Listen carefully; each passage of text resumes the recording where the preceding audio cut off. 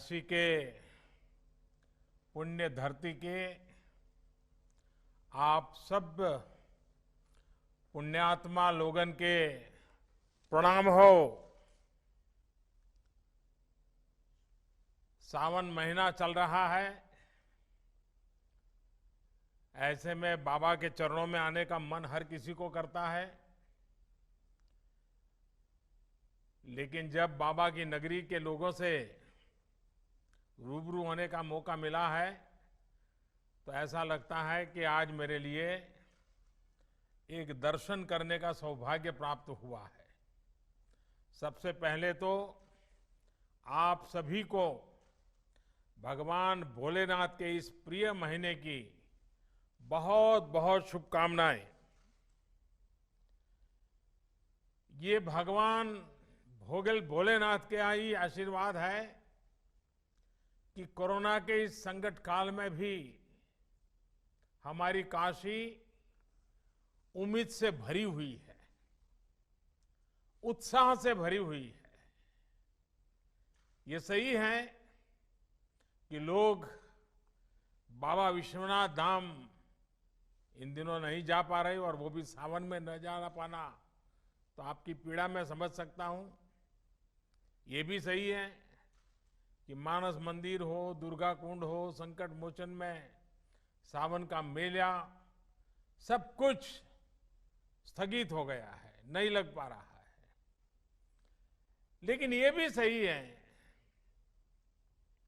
कि इस अभूतपूर्व संकट के समय में और मेरी काशी, हमारी काशी ने इस अभूतपूर्व संकट का डटकर मुकाबला किया है। आज का ये कार्यक्रम भी तो इसी की एक कड़ी है। कितनी ही बड़ी आपदा क्यों न हो, किसी को काशी के लोगों की जीवटता का कोई मुकाबला नहीं कर सकता। जो शहर दुनिया को गति देता हो, उसको सामने कोरोना क्या चीज है, ये आपने दिखा दिया है। मुझे बताया गया है कि कोरोना के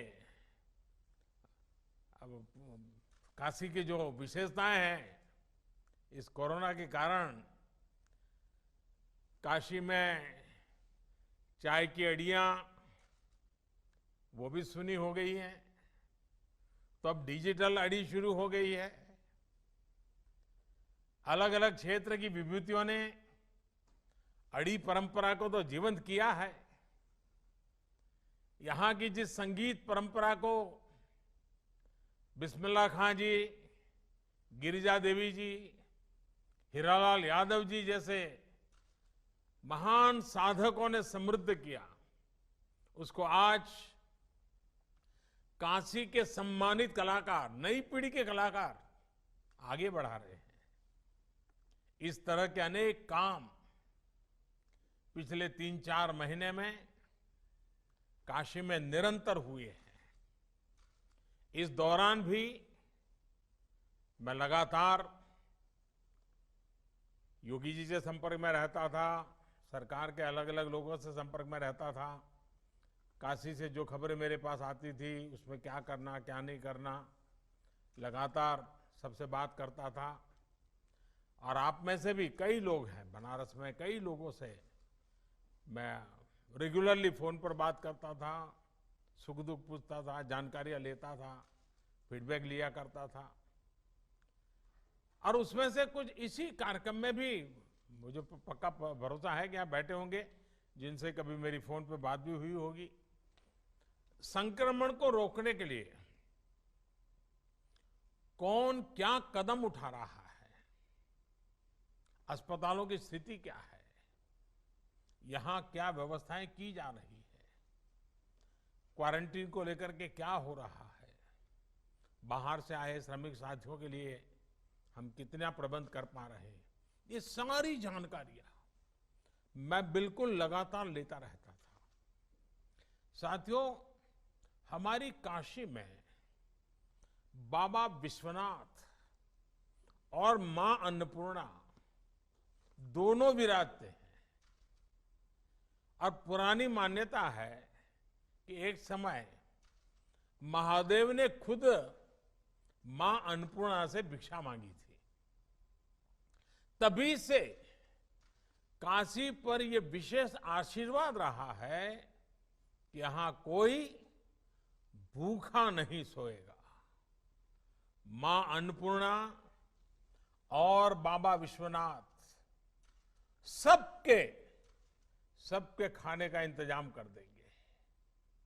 आप सभी के लिए, तमाम संगठनों के लिए, हम सभी के लिए ये बहुत सौभाग्य की बात है कि इस बार गरीबों की सेवा का माध्यम भगवान ने हम सबको बनाया है, विशेषकर आप सबको बनाया है।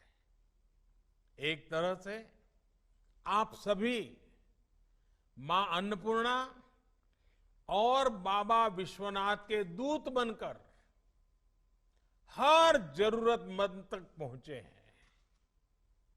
इतने कम समय में फूड हेल्पलाइन हो, कम्युनिटी किचन का व्यापक नेटवर्क तैयार करना, हेल्पलाइन विकसित करना, डेटा साइंस की आधुनिक विज्ञान टेक्नोलॉजी की मदद लेना, वाराणसी स्मार्ट सिटी के कंट्रोल एवं कमांड सेंटर का इस सेवा के काम में भरपूर इस्तेमाल करना, यानी हर स्तर पर सभी ने गरीबों की मदद के लिए पूरी क्षमता से काम किया। और मैं ये भी बता दूं, हमारे देश में कोई सेवा भाव ये नई बात नहीं है, हमारे संस्कारों में है। लेकिन इस बार का जो सेवा कार्य है वो सामान्य सेवा कार्य नहीं है। यहां सिर्फ किसी दुखी के आंखों आंसू पहुंचना, किसी गरीब के खाना देना, इतना नहीं था। इसमें एक प्रकार से कोरोना जैसी बीमारी को गले लगाना, इसका रिस्क भी था। कहीं ये कोरोना हमारे गले पड़ जाएगा तो, और इसलिए सेवा के साथ साथ त्याग और बलिदान की तैयारी का भाव भी था। और इसलिए हिंदुस्तान के हर कोने में जिन जिन लोगों ने इस कोरोना के संकट में काम किया है वो सामान्य काम नहीं है। सिर्फ अपनी जिम्मेवारी निभाई ऐसा नहीं है। एक भय था, एक डर था, एक संकट सामने था, और सामने जाना, स्वेच्छा से जाना, ये सेवा का एक नया रूप है जी। और मुझे बताया गया है कि जिला प्रशासन के पास भोजन बांटने के लिए अपनी गाड़ियां कम पड़ गई, तो डाक विभाग ने खाली पड़ी अपनी पोस्टल वैन इस काम में लगा दी। सोचिए, सरकारों की, प्रशासन की छवि तो यही रही है कि पहले हर काम को मना किया जाता है। ये तो मेरा डिपार्टमेंट है, तुम्हें कौन दूंगा, मुझे तो ये करना है, तुम क्यों ना होते हो, ये होता था। लेकिन यहां हमने देखा है कि आगे बढ़ करके एक दूसरे की मदद की गई। इसी एकजुटता, इसी सामूहिकता ने हमारी काशी को और भव्य बना दिया है। ऐसी मानवीय व्यवस्था के लिए यहां का प्रशासन हो,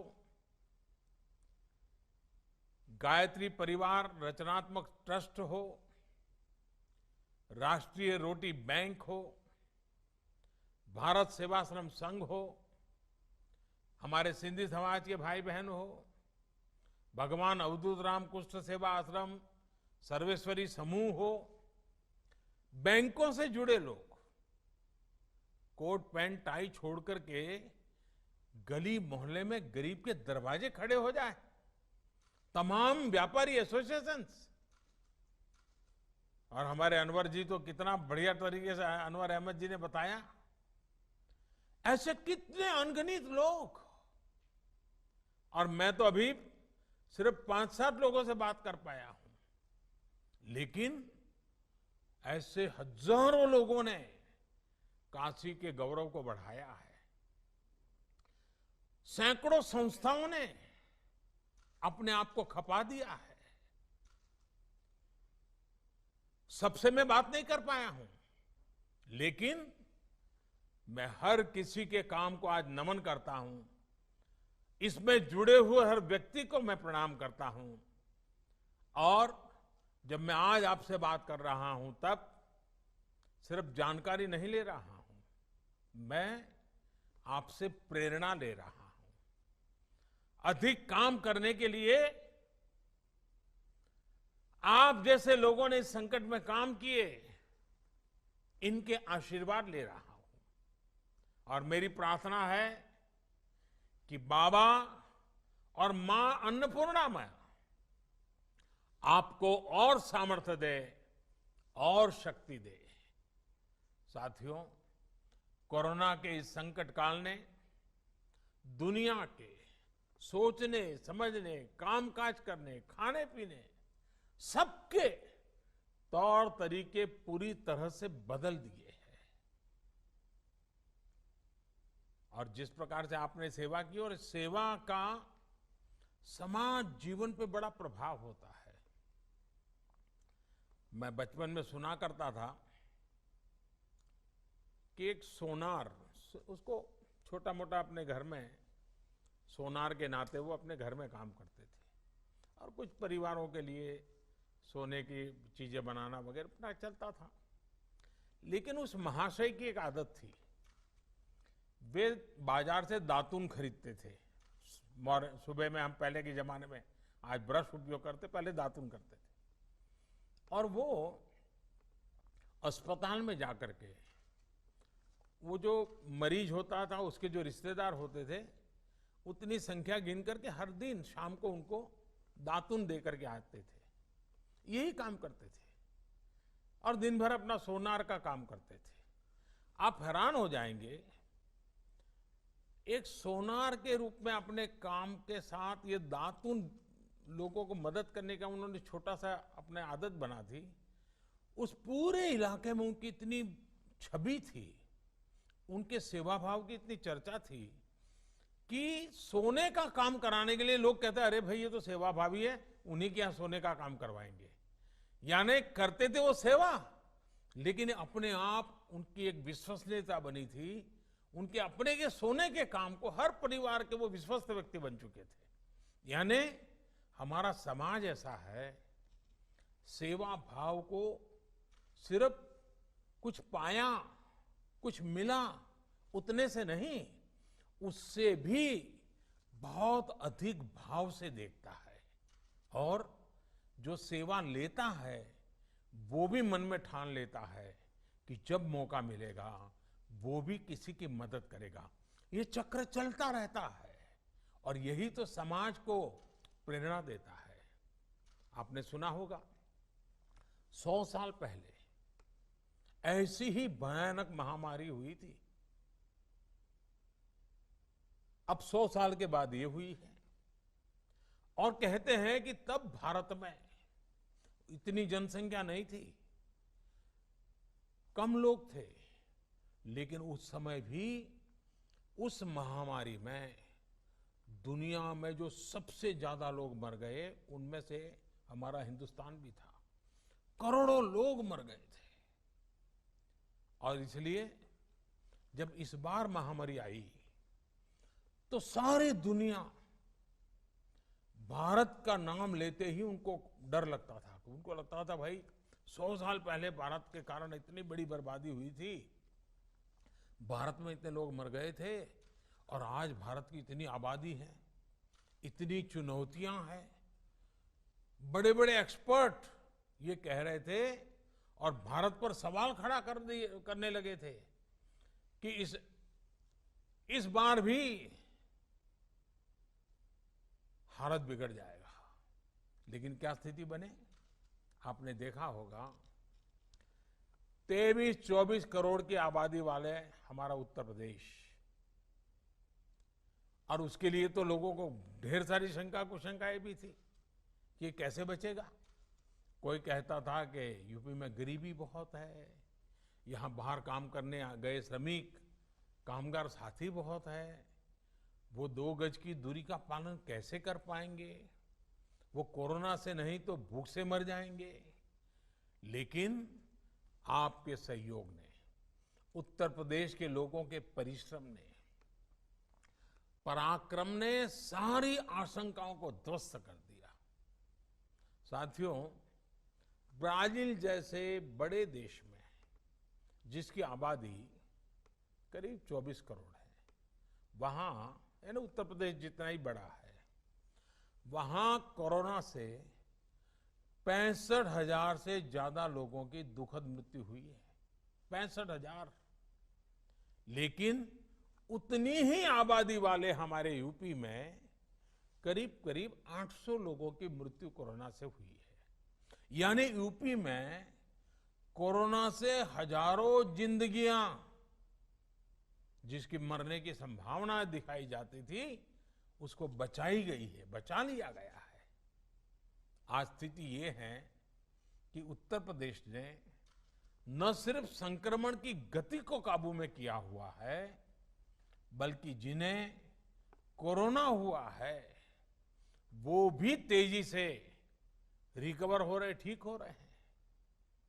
और इसकी बहुत बड़ी वजह आप जैसे अनेक महानुभावों की जागरूकता, सेवा भाव, सक्रियता, आप जैसे सामाजिक, धार्मिक और परोपकारी संगठनों का ये जो सेवा भाव है, आपका ये जो संकल्प है, आपके संस्कार है, जिसने इस कठिन समय से कठिन दौर में समाज के हर व्यक्ति को कोरोना के खिलाफ लड़ाई लड़ने की ताकत दी है, बहुत बड़ी मदद की है।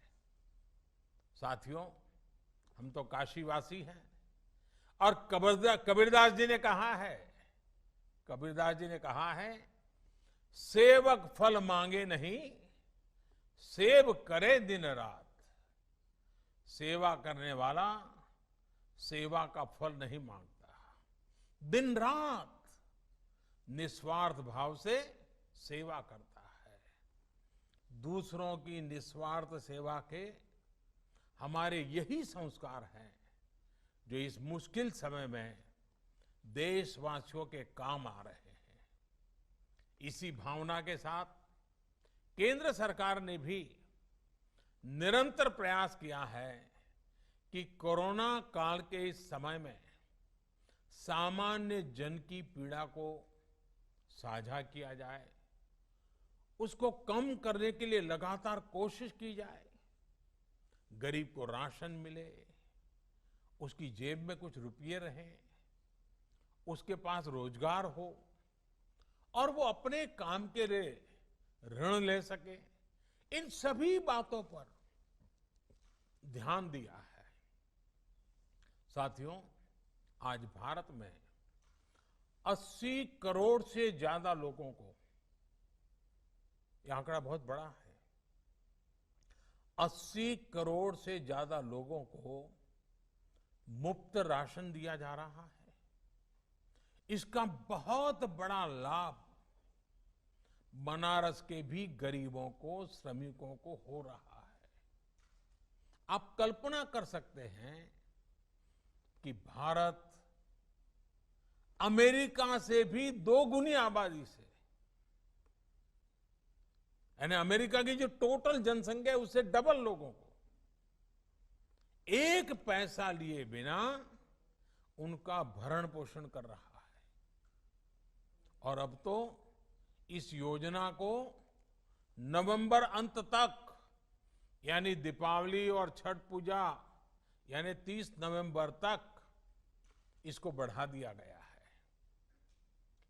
हमारी कोशिश यही है कि किसी गरीब को त्योहारों के समय में खाने पीने की कमी ना हो। खाने के साथ साथ लॉकडाउन के कारण गरीब को खाना पकाने के लिए ईंधन की दिक्कत ना हो, इसके लिए उज्ज्वला योजना के लाभार्थियों को पिछले 3 महीने से मुफ्त गैस सिलेंडर दिया जा रहा है।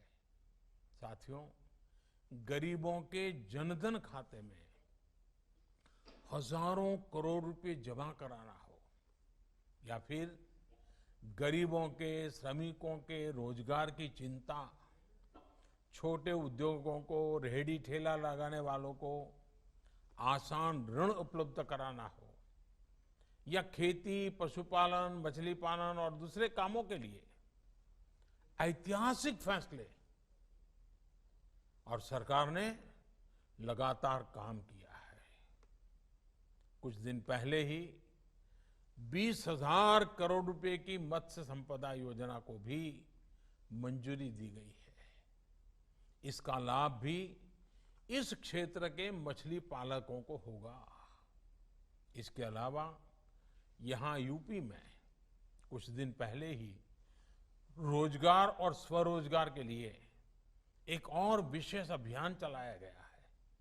इसके तहत हमारे जो हस्तशिल्पी हैं, बुनकर हैं, दूसरे कारीगर हैं या फिर दूसरे राज्यों से जो भी श्रमिक साथी गांव लौटे हैं, ऐसे लाखों कामगारों के लिए रोजगार की व्यवस्था की गई है। साथियों, कोरोना की ये आपदा इतनी बड़ी है कि इससे निपटने के लिए लगातार काम हमें करना ही होगा। हम संतोष मानकर के बैठ नहीं सकते हैं। हमारे बुनकर भाई बहन हो, नाव चलाने वाले हमारे साथी हो, व्यापारी, कारोबारी हो, सभी को मैं आश्वस्त करना चाहता हूं कि हमारा निरंतर प्रयास है कि सभी को कम से कम दिक्कत हो और बनारस भी आगे बढ़ता ही रहे। मैंने कुछ दिन पहले ही बनारस के विकास कार्यों को लेकर प्रशासन से, शहर के हमारे विधायकों से भी टेक्नोलॉजी के माध्यम से लंबी मुलाकात की थी, बहुत डिटेल में बातचीत की थी। एक एक चीज को मैंने टेक्नोलॉजी और ड्रोन की पद्धति से मॉनिटर किया था। इसमें सड़कों, बिजली, पानी हो, ऐसे तमाम प्रोजेक्ट के साथ साथ बाबा विश्वनाथ धाम प्रोजेक्ट की स्थिति को लेकर भी विस्तृत जानकारी मुझे दी गई थी। मैंने आवश्यक सूचनाएं भी दी थी। कुछ रुकावटें होती है तो उसको दूर करने के लिए जहां जहां कहना था वहां भी कहा था। इस समय काशी में ही लगभग 8,000 करोड़ रुपए के अलग अलग प्रोजेक्ट्स पर काम तेजी से चल रहा है। 8,000 करोड़ रुपयों के काम यानी अनेक लोगों को रोजी रोटी मिलती है।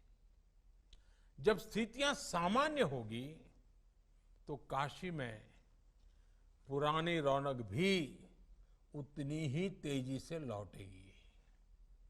इसके लिए हमें अभी से तैयारी भी करनी है और इसलिए ही टूरिज्म से जुड़े सभी प्रोजेक्ट्स जैसे cruise tourism, light and sound show, Dashashwamedh Ghat उसका पुनरुद्धार, गंगा आरती के लिए ऑडियो वीडियो स्क्रीन लगाने का काम, घाटों पर और भी व्यवस्था प्रबंधन का काम, ऐसे हर प्रोजेक्ट को तेजी से पूरा करने पर ध्यान दिया जा रहा है। साथियों, आने वाले समय में काशी को आत्मनिर्भर भारत अभियान का भी एक बड़ा केंद्र बनते हुए हम सभी देखना चाहते हैं और ये हम सबकी जिम्मेवारी भी है। सरकार के हाल के फैसलों के बाद यहाँ की साड़ियां, यहाँ के दूसरे हस्तशिल्प के लिए, यहाँ के डेयरी, मत्स्य पालन और मधुमक्खी पालन के व्यवसाय के लिए नई संभावनाओं के द्वार खुलेंगे। बी वैक्स की बहुत अधिक डिमांड दुनिया में है। इसको पूरा करने का प्रयास हम कर सकते हैं। मैं किसानों से, युवा साथियों से भी ये आग्रह करूंगा कि इस प्रकार के व्यवसाय में बढ़ चढ़कर के भागीदारी सुनिश्चित करें।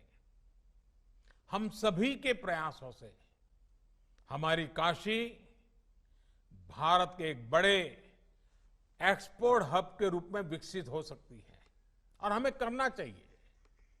काशी को हम आत्मनिर्भर भारत अभियान की प्रेरक स्थली के रूप में भी विकसित करें, स्थापित करें।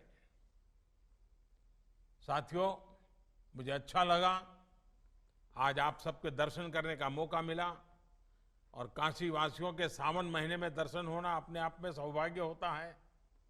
और आपने जिस प्रकार से सेवा भाव से काम किया है, अभी भी जिस लगन के साथ आप लोग कर रहे हैं, मैं फिर एक बार आप सबका बहुत बहुत आभार व्यक्त करता हूं। परोपकार के, सेवा भाव के अपने काम में आपने सबको प्रेरणा दी है, आगे भी प्रेरणा देते रहेंगे। लेकिन हाँ, एक बात हमें बार बार करनी है, हर किसी से करनी है, खुद से भी करनी है। हम सिंगल यूज प्लास्टिक से मुक्ति चाहते हैं, उसको छोड़ना नहीं है। अब रास्तों पर थूकना और उसमें भी हमारा बनारसी पान, हमने आदत बदलनी पड़ेगी। दूसरा, 2 गज की दूरी, गमछे या फेस मास्क और हाथ धुलने की आदत को न हमें छोड़ना है, न किसी को छोड़ने देना है। अब इसको हमारे संस्कार बना देना है, स्वभाव बना देना है। बाबा विश्वनाथ और गंगा मैया का आशीर्वाद हम सभी पर बना रहे, इसी कामना के साथ मैं मेरी वाणी को विराम देता हूं और फिर से एक बार आपके इस महान कार्य को प्रणाम करता हूं। बहुत बहुत धन्यवाद। हर हर महादेव।